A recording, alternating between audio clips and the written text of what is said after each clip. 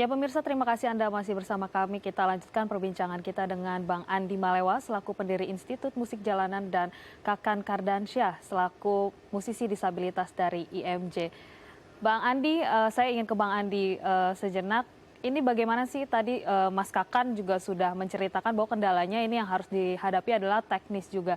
Selain itu ada Ya, kendala apa lagi sih Bang Andi untuk teman-teman musisi tadi yang harus tampil dengan adaptasi normal baru di tengah pandemi ini?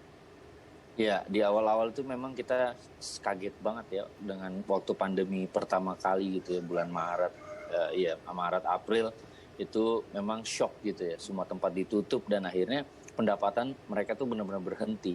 Dan yuk kita coba bikin terobosan, yuk kita ke markas, kita bikin live streaming biar orang tuh bisa nyawer kita lewat platform sosial media dan lain-lain.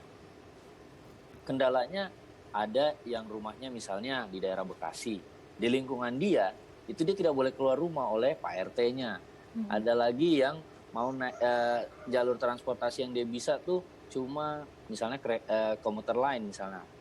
Dia mau naik komuter lain, ada aturan baru dan lain-lain. Terus ya itulah kondisinya memang apa ya, Kompleks. nggak bisa diprediksi, si A begini, si B begini, si C begini, ada yang mau berangkat, aduh bang saya benar-benar udah kehabisan ongkos, udah nggak ada duit sama sekali. Jadi ya kendala-kendala seperti itu sih yang kita alamin. Makanya kita juga sebagai ya pengurus lah di Institut Musik Jalanan tuh, yang paling penting yang pertama kita lakukan waktu awal pandemi adalah bagaimana kita memenuhi kebutuhan pokok semua teman-teman kita yang nggak bisa datang ke kantor atau mereka sudah kehabisan sembako misalnya, kami drop ke rumahnya, kami yang datengin gitu. Dan saya baru ngerasa benar-benar berat perjuangan di IMJ ya di pandemi ini sepanjang berdiri ya. Oke, jadi sebetulnya Mas memperhatikan begitu bagaimana kesejahteraan teman-teman pengamen jalanan untuk kemudian sumber-sumber dari mana bantuan itu datang biasanya dari siapa Bang? Apakah dari masyarakat sekitar saja atau justru ada perhatian pemerintah kemudian kepada teman-teman yang bisa membantu begitu saat ini kesejahteraan teman-teman dari IMJ? Jadi memang Institut Musik Jalan ini berjalan kan, kita tuh mencoba mandiri ya memang dari awal berdiri. Dan setiap hari kita tuh memang dari aktivitas itu kita menyisihkan untuk kas. Ya. Nah, waktu awal pandemi kas itu habis terkuras. Karena kita mencoba di 3 bulan pertama itu kita supply semua sembakonya teman-teman. Dan akhirnya kami menyerah dan kita coba bersinergi dengan pihak-pihak lain terutama pemerintah. Dalam hal ini Dirjen Kebudayaan itu memang kan sudah menjadi mitra kerja kami sejak tahun 2017. Kami banyak menceritakan kondisi teman-teman dan ada yang dapat bansos, ada yang enggak, ada yang ya macam-macam lah. Itu kendala-kendala lain ya di luar IMJ gitu.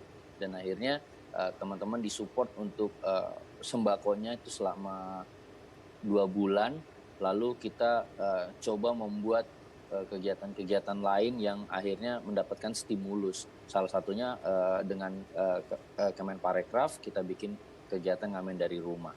Tapi setelah banyak keluhan dari pelaku seni dan budaya, akhirnya terbitlah SKB 2 Menteri yang memperbolehkan pertunjukan musik di ruang publik tetapi mengikuti semua syarat yang telah ditetapkan oleh Satgas Covid. Nah, itu kita sudah mulai bangkit tuh perlahan-lahan.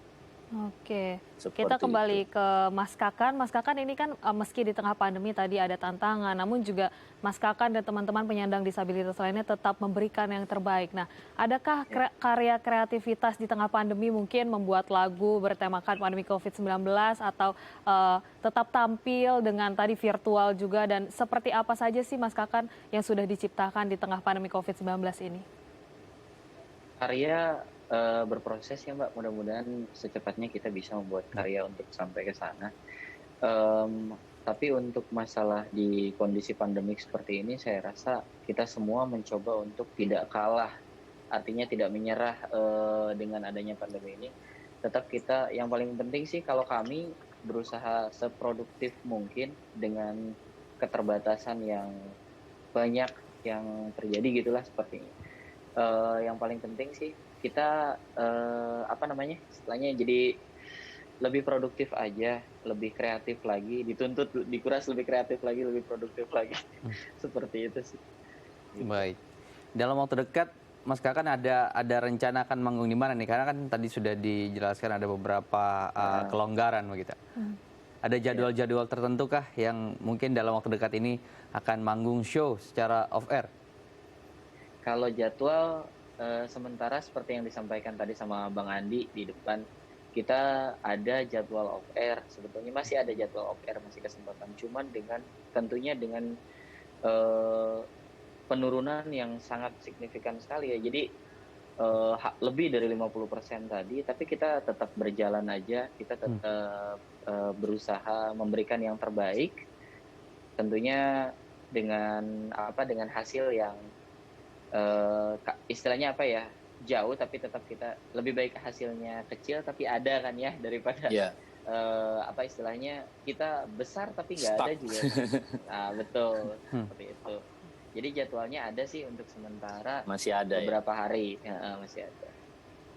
Gitu. Baik, terakhir kita ke Bang Andi. Bang Andi, singkat saja ini bagaimana ke depannya, rencana ke depannya, karya apa yang akan dihadirkan, kemudian semangat apa yang harus tetap dijaga teman-teman musisi di tengah pandemi ini, Bang Andi? Ya, di tahun ini kami berencana untuk merilis album ya, bukan single, album dari semua kelompok musik tunanetra yang ada di Institut Musik Jalanan. Nah, mudah-mudahan itu terlaksana, dan yang ingin saya sampaikan ke teman-teman, kita boleh mencari nafkah, tapi tetap patuhi protokol kesehatan. Kita harus patuh soal itu gitu. Jadi betul kita mencari ekonomi, tapi kesehatan yang nomor satu, dan kita saling menjaga satu sama lain. Saya sih berharap pandemi ini segera berakhir dengan adanya vaksin, dan kita semua bisa kembali hidup normal seperti sedia kala. Baik, Mas Andi, Bang Andi, Mas Kakan, terima kasih sudah berbagi inspirasi. Semoga juga tetap teman-teman bisa cepat-cepat manggung dan memiliki penghasilan yang seperti sebelum pandemi ini, atau mungkin bisa lebih. Terima kasih teman-teman. Ya pemirsa, usai jeda kita akan menghadirkan informasi menarik dan inspiratif lainnya. Tetap bersama kami di Halo Indonesia.